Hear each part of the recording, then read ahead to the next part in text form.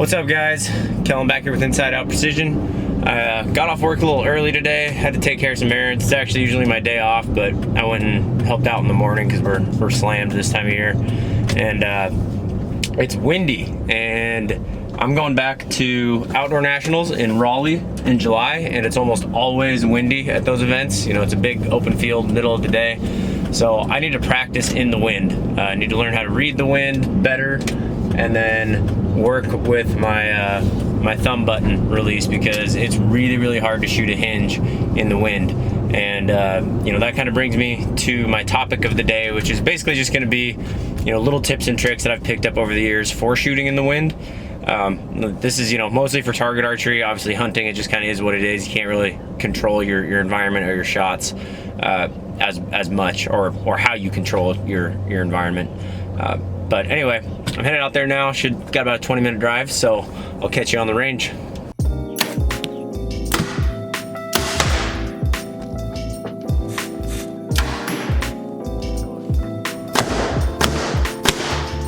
Oh yeah. All right, guys, so got out here to Wayne's, got my target set up. It's a pretty good wind from east to west right now. It's not real gusty, it's pretty consistent. So, you know, when you're shooting in the wind, the hardest part about it is, with a consistent breeze like this, is you have to aim off center. It's easier than trying to move your sight over, because if it changes, or if it gets stronger or weaker, you know, now you don't know where you need to aim, and you can't just aim in the middle. So you need to just practice aiming off center.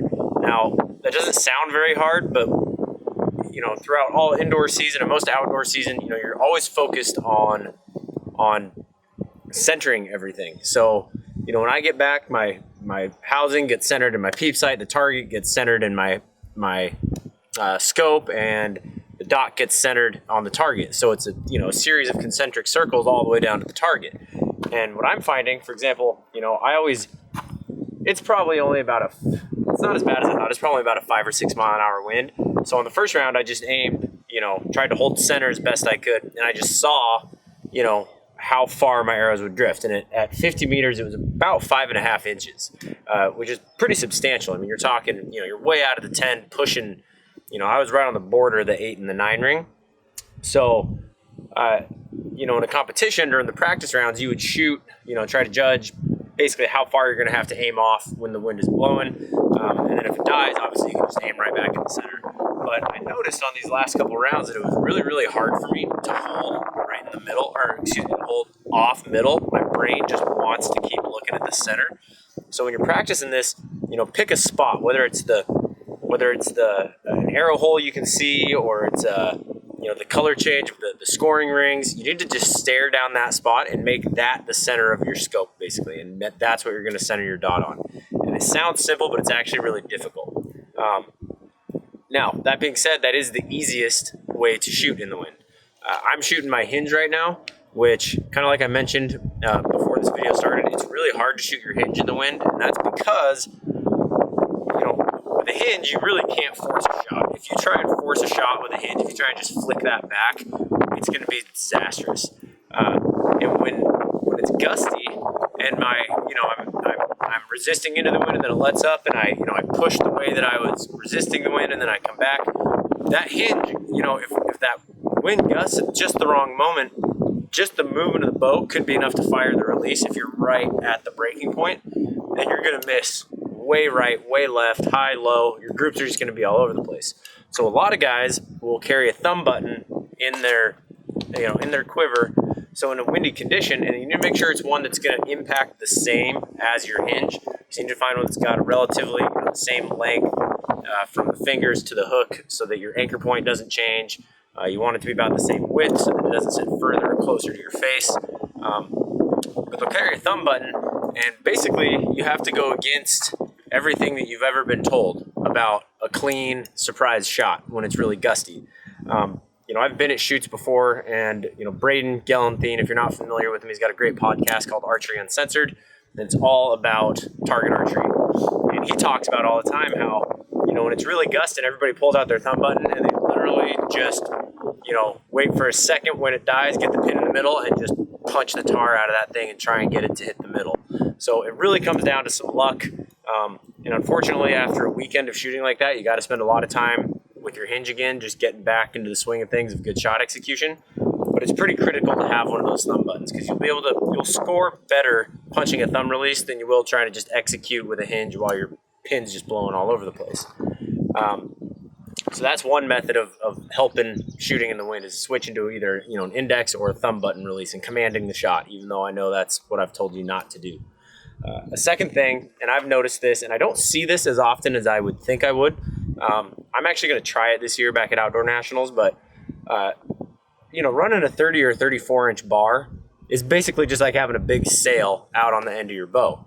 So when that wind hits, even the real small diameter bars, like almost every stabilizer company now makes like a 1/2 inch real small bar, because obviously less surface area means less drag, which means less drift. But I was thinking, you might even try running a shorter bar. So a small diameter short bar, like maybe a 15 inch bar on the front and a 12 on the back, so that even less surface area than a long skinny bar, because you can really feel it blow that bow around. Like you feel it catch your stabilizer, and it just you can't control it. You're all over the place. So that's something you'll see guys do. They usually have more weight on them because they're shorter, so they'll have a few more ounces on the front and back to keep that bow heavy, so that it aims really solid and won't, a heavier bow doesn't move as much or it's harder to move with the same amount of movement of your hand. And I'm going to play around with that. I'm sure it would hit a little bit differently, so you probably need to really practice with it and see where it impacts relative to where your longer bars do. But you might drop a point or two getting it sighted in, but I think once you got it, it would be a pretty good thing. So anyway, I'm going to get back to practicing here a little bit. I'm just going to set up the camera, film a few of my shots, see what some of my groups look like. And like I said, it's not as windy as I was expecting. It's probably 5 to 8 mile an hour gusts. But I've been at shoots where it's 15 to 20, and it's an absolute cluster, if you know what I mean. So anyway, I'm going to get the camera set up over here, get to shooting a little bit, and check back in a minute.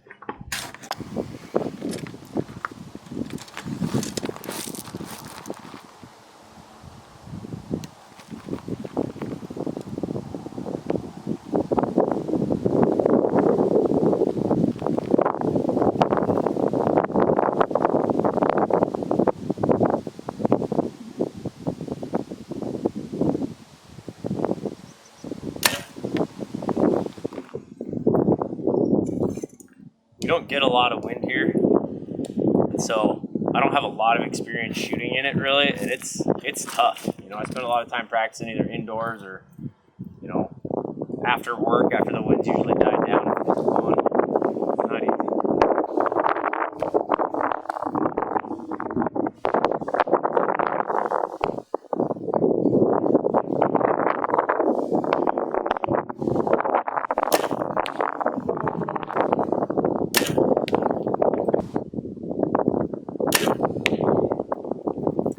Shot.